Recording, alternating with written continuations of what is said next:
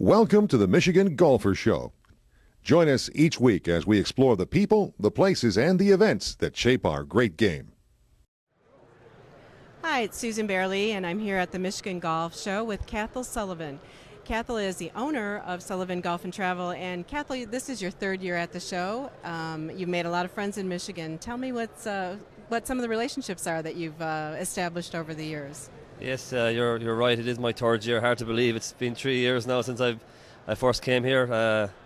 I came over with Art McCafferty the first year, and then I set up my own booth the last 2 years, and it's been great. I've been made very welcome by everyone in Michigan, and they're calling me the Irish guy now. So it's taken 3 years to get that far, but as I said, been made very welcome. I've developed relationships with the Golf Association in Michigan and also the Michigan PGA, and we actually are running a trip to Ireland with the Golf Association in Michigan this coming October. And in terms of the Michigan PGA, you also are doing some sponsorships. Yes, we're sponsoring the senior and junior championship they run. We're co-sponsoring that with Stonehouse Publishing, and so we're looking forward to that. Now, with the Golf Association of Michigan, you mentioned the trip that's coming up in October. How many folks are you going to be taking over, and where are you taking them? Yeah. Well, basically the trip starts on the 5th of October. Arrive in Shannon Airport on the 5th of October, and it runs through for 6 nights. You'll be based in Killarney in the southwest of Ireland, which is a beautiful town and very central to the golf courses that the group will be playing. You start off basically with Waterville Golf Links, which is a favourite of Payne Stewart, the late Payne Stewart, and then you go on to Duke's Golf Club, which is kind of a hidden gem. It wouldn't be as recognised as the other golf courses, but it's a fantastic course. You have Ballybunion, which is obviously very famous, and Tralee, and also you have the 8th wonder of the world, the Old Head Golf Links, which is set out on the edge of a cliff. So it's a fantastic way to finish the trip, and we are looking at about 50 golfers, 50 Golf Association of Michigan members, and we're about 25% sold so far. So once the grass gets a bit greener in Michigan, people might start thinking about Ireland in October. Now tell me one thing about when a couple takes a trip like this, maybe one of the golfers is really strong, the second golfer may not be as strong, whether it be the man or the woman of that pair.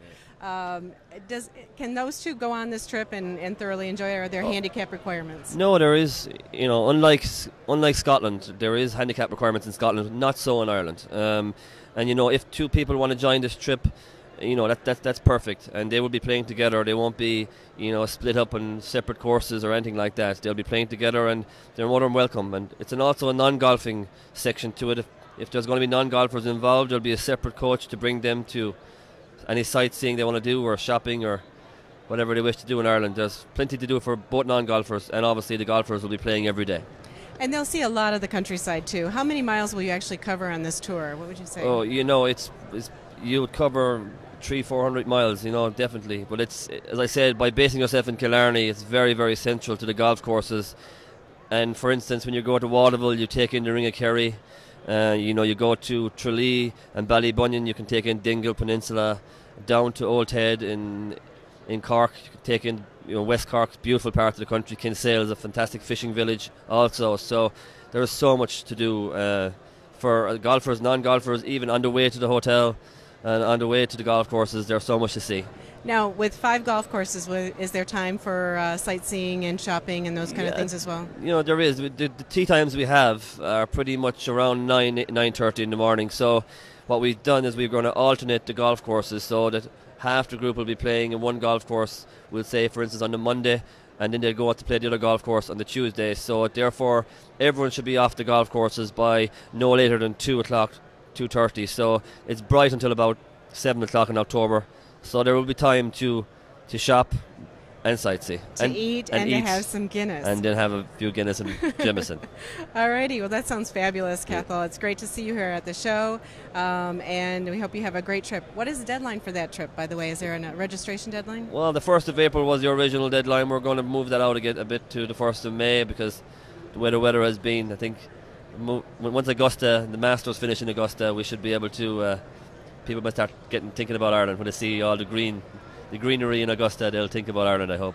And then, if people want to just take advantage of their own trips, they're welcome to contact your company as well. Of course, no problem. Go onto my website, sullivangolf.ie, I'm here for the next couple of days. I'll be back again next year, I hope, if I'm left into the country. So they can come and visit me and at no any problem. time. Okay, and the website again is? Website is sullivangolf.ie. Okay, excellent. Thank you very much, Thank you Susan. very much.